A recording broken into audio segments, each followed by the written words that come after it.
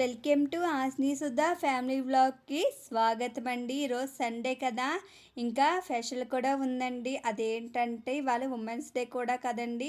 ప్రతి ఇంట్లోనే ఉమెన్స్ అనేది ఉంటారు కదండి, అక్కయినా చెల్లైనా కూడాని.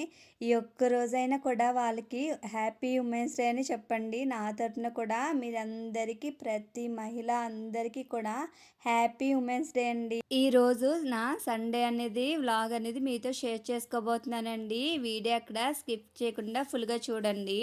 ఇప్పుడు వచ్చేసి ఇలా మార్నింగ్ లేచాను కదా, లెగ్గానే పిల్లలు కూడా లేచారండి. పిల్లలకి బ్రష్ ఇచ్చేసి అలాగే వేడి నీళ్ళన్నీ తోడేసి అయితే బాతులన్నీ పెట్టేశాను. వాళ్ళైతే బ్రష్ చేసేసి స్నానం చేసేతో వచ్చేస్తారు. పక్కన వచ్చేసి నేను టిఫిన్కి అయితే అరేంజ్ చేస్తున్నాను.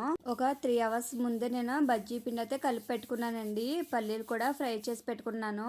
ఇప్పుడు పచ్చిమిర్చి ఫ్రై చేసుకుంటే సరిపోతుంది. ఆ పచ్చిమిర్చి కూడా ఫ్రై చేసేసుకుంటే మిక్సీలో వేసేసుకొని ఫ్రై చేసుకున్న పల్లీలు కూడా వేసుకుని కొంచెం ఉప్పు వేసుకుని మిక్సీ పెట్టేసుకుంటున్నాను. ఇలా అయితే చట్నీ అయితే రెడీ చేసేసుకున్నానండి. ఇలా రెడీ చేసుకున్న తర్వాత ఒక గిన్నెలోకి అయితే వేసేసుకుని దానికి పోపు అయితే పెడుతున్నాను. ఇలాగ పోపు కూడా పెట్టేసి చట్నీ అయితే రెడీ చేసేసుకున్నది అది పక్కకు పెట్టేసుకున్నాను. ఇలా చట్నీకి అయితే పోపు పెట్టేశాను కదా, ఆ పోపు పెట్టిన చట్నీ ఒకసారి కలిపేసుకున్నదే పక్క పెట్టేసుకుంటున్నాను. ముందుగా నేను బజ్జీ పిండి కలుపుకున్నాను చెప్పాను కదా, ఒక పక్కన ఆయిల్ పెట్టేసుకుని ఒకసారి ఇది కలుపుకుంటున్నాను. బాగా బీచ్ చేసుకుంటున్నానండి. ఇలా బీచ్ చేసుకోవడం వల్ల బజ్జీలు అనేవి చాలా ఫ్లఫీగా వస్తాయి. చూస్తున్నారు కదా, ఈ విధంగా వేసుకున్నాం కదా, ఈ విధంగా వేసుకుంటే రౌండ్గా బాల్ టైప్ అయితే వస్తాయండి. చూస్తున్నారు కదా ఎలా పొంగుతున్నాయో పైకి అనేది. ఇలా అయితే బజ్జీలన్నీ కూడా వేసేసుకుంటున్నాను. ఇలా వేసేసుకుని అన్నిట్లు కూడా గోల్డెన్ కలర్ వచ్చేదాకా ఫ్రై చేసేసుకుని ఒక దాంట్లో తీసుకుంటే వేడివేడిగా బజ్జీలు అనేది రెడీ అయిపోయిందండి. మనం ఇలా బజ్జీలు వేయడమంటే అయిపోయింది కదండి. అలాగే హాల్లో అన్నీ పెట్టేసి మీ నలుగురు కూర్చుని అయితే బ్రేక్ఫాస్ట్ కంప్లీట్ చేస్తాము. కంప్లీట్ చేస్తే మా హస్బెండ్ అయితే కూర తేయడానికి అయితే వెళ్ళారండి బయటికి. అదేం కూర తెస్తారు ఇంకా తెలీదు, వచ్చినాక చూడాలి. ఇలా అయితే మేము కొంచెం టీవీ చూస్తా అలా ఉన్నాము. తర్వాత వచ్చేసి కూర తెస్తారని చెప్పాను కదండి, అది వచ్చేసి మటన్ అట్టుకొచ్చారు ఒక 1/2 కేజీ. ఒక 1/2 కేజీ వచ్చేసి చికెన్ తెమ్మన్నాను. ఎందుకంటే హలీం చేద్దామని అనుకున్నాను, కానీ అస్సలు కుదరలేదండి. హలీం కావాల్సిన ఐటమ్స్ అన్నీ కూడా ఇంట్లో లేవు. ఎందుకని ఇంక అన్నీ ఒకసారి తెచ్చుకున్నాక చేసుకుందాంలని ఇంక చేయలేదు. ఆ చికెన్ వచ్చేసి ఫ్రై పెట్టుకున్నైతే తినేసాము, అయిపోయింది. మటన్ వచ్చేసి కర్రీ ఉంటున్నాను, దానికి కావాల్సినవి అన్నీ కూడా ఇప్పుడు మసాలా అల్లం వెల్లుల్లి పేస్ట్ కూడా అన్నీ ఉన్నాయండి. ఏమి చేయని అవసరం లేదు.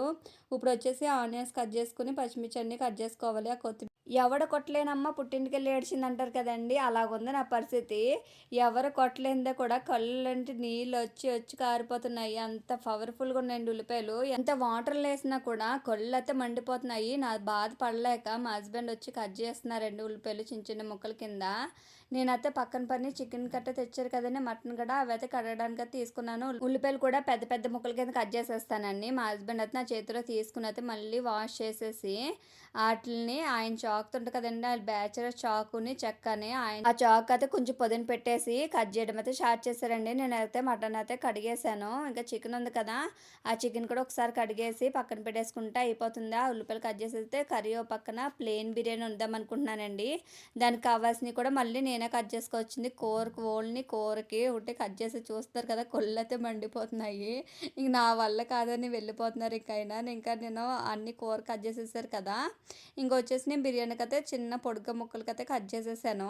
ఓ పక్కన ప్లెయిన్ బిర్యానీ ఉంటానన్నాను కదండి, దానికి కుక్కర్ పెట్టేశాను. పక్కన కర్రీకి కూడా కుక్కర్ పెట్టేసి కుక్కర్లో అయితే మటన్ కర్రీ అయితే వండేస్తాను. ఇలాగైతే 2 వైపులు 2 పెట్టేశాను. మసాలా సామాన్లు అన్నీ కూడా తీసేసుకున్న పుదీనా కొత్తిమీర కూడా కోసి పెట్టేసుకున్నాను. ఆనియన్స్ కూడా కోసి పెట్టేసుకున్నానండి. ఈ 2 అయిపోయిన తర్వాత రైస్ పెట్టాలండి, అది కూడా చేసుకుంటాను. ఇలా వంట 2 స్టవ్ మీద 2 పెట్టేశాను కదా, ఆ పక్కన కర్రీ పెట్టాను, ఆ పక్కన ప్లెయిన్ బిర్యానీ పెట్టాను. అది అయ్యేలోగా మనకు ఒక డిస్కషన్ చేసుకుందామండి. ఏంటంటే మన ఉమెన్స్ డే అంటారు కదండి, మనకి ఎప్పుడు ఖాళీ ఉంటుంది చెప్పండి, ఏ టైంలో ఖాళీ ఉంటుంది? సండే ఖాళీ తీసుకుందామంటే సండే కూడా దాన్ని స్పెషల్గా చేయాలి. ఎందుకంటే వీక్లీ ఏదో ఒకటి వండేస్తుంటాము, సండే మన స్పెషల్గా ఉండాలి అని అంటారు. ఐటమ్స్ అనేది పెరిగితే తప్ప తగ్గవు కదండి. ఏదో ఒక రోజు వీక్లీ వన్స్ అయినా లేదంటే 1 మంత్కి ఒకసారైనా కూడా మీ ఇంట్లో చెల్లి అమ్మ లేదంటే అక్క ఎవరో ఒకరు ఉంటారు కదండి, వాళ్ళు కూర్చోబెట్టి మీరు కుక్ చేసి పెట్టండి, చాలా హ్యాపీగా ఫీల్ అవుతారు. ఇలా అయితే ఒకసారి ట్రై చేయండి. బ్లాగ్లోకి అయితే వెళ్ళిపోదాము.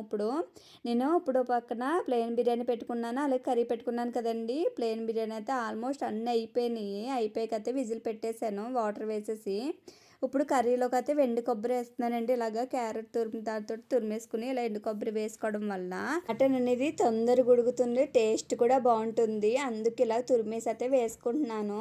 ఇలా అయితే ఇంకా ఆనియన్స్ వేగుతున్నాయండి. ఇంకా మటన్ వేయలేదు. మటన్ వేసాకైతే కొబ్బరి అయితే వేసేస్తాను.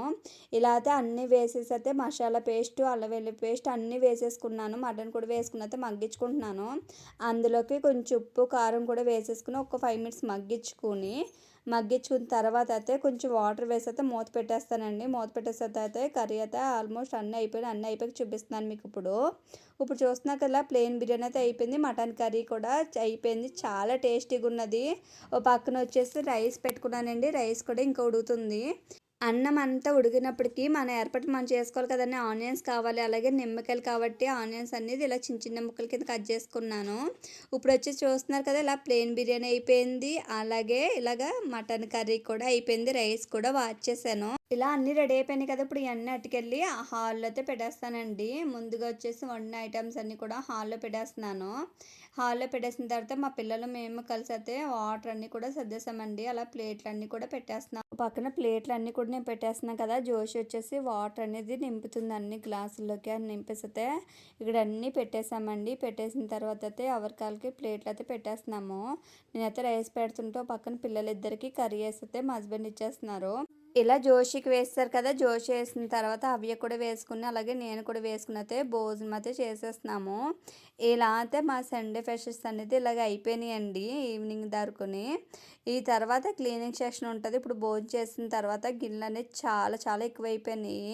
అన్నీ తోడినప్పటికీ ఒక అరగంట పడుతుందేమో. నేనైతే త్వరగా తినేసాను. తినేసిన తర్వాత అయితే కంచం పట్టుకెళ్ళి సింక్లో అయితే పెట్టేశాను. నేను తినేసాను కదండి, ఇంకా వాళ్ళు తినలేదు. ఇక్కడ అంతా కూడా ముందు ఆ గ్లాసులు అవి ఉన్నాయి కదా, అవన్నీ కూడా సింక్లో పెట్టేస్తున్నాను. కుక్కర్ దాన్ని ఇలా సింక్లో పెట్టేసిన తర్వాత ఇంకా గిన్నెలు రావాలి కదండి, వాళ్ళు తింటేనే కదా వచ్చేది. వాళ్ళు ఇంకా తింటున్నారు, చూపిస్తాను రండి ఇంకా మీకు. వాళ్ళందరూ తినేసాకైతే మొత్తం క్లీన్ చేసుకుని కర్రీస్ కూడా బౌల్లోకి అయితే ఊడ్చేసిన తర్వాత అయితే తోమాలి. అలా అయితే తినేసారండి. సామాన్లన్నీ కూడా ఇలా పోగొడ్డాయి. ఇప్పుడు కర్రీ అయితే ఒక గిన్నెలో ఊడ్చేసాను. ఇంకా వచ్చేసి ప్లెయిన్ బిర్యానీ అయితే కొంచెం మిగిలింది, అది కూడా బాక్స్లో ఊడ్చేసుకోవాలి. అన్నీ ఊడ్చేసుకుని అయితే పక్క పెట్టేసుకుంటున్నానండి మూతలు వేసుకుని. ఈ పెరుగు తెపాలు కూడా ఖాళీ అయిపోయింది, కుండ అనేది అది కూడా పక్క పెట్టేసుకుంటున్నాను. గంజి కూడా అన్నీ ఆ సైడ్ పెట్టేసుకున్నాను, తోమేసినవి అన్నీ కూడా.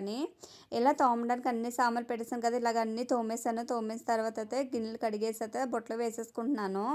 ఇలా వేసేసిన తర్వాత కుండ కూడా లాస్ట్ని కుండ తోమేనండి. ఎందుకని జారిపోయింది అనుకో మళ్ళీ ఇరిగిపోతుందని దాన్ని సెపరేట్గా అయితే తోముతున్నాను. ఇలా తోమేసిన తర్వాత అది కూడా పక్క పెట్టేసింది. సింక్ కూడా క్లీన్ చేసేసాను. సింక్ క్లీన్ చేసినప్పటికీ మొత్తం వాటర్ అనేది ఆరిపోతాయి కదండి, ఆ వాటర్ అంతా ఆరిపోయి నేనైతే ఈ సామాన్లన్నీ కూడా సర్దుకుంటానండి. ఈ వ్లాగ్ అనేది ఇంతటితో అయిపోయింది. నచ్చితే సబ్స్క్రైబ్ చేసి లైక్ చేయండి. Thank you for watching.